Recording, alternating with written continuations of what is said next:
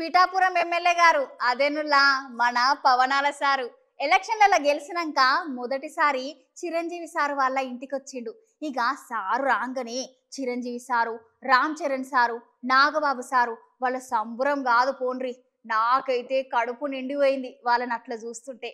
మీరు సుతో మలక చూడుండ్రి.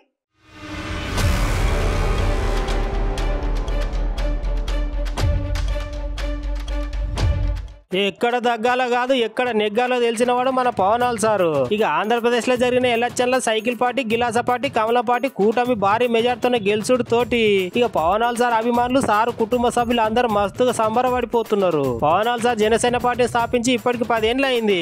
అయినా మునుపు ఒక్కసారి సుత ఎలక్షన్ లో గెలవలేదు. పోయినసారి ఎలక్షన్ల సుత ఒక్కటంటే ఒక్క సీట్ వచ్చింది.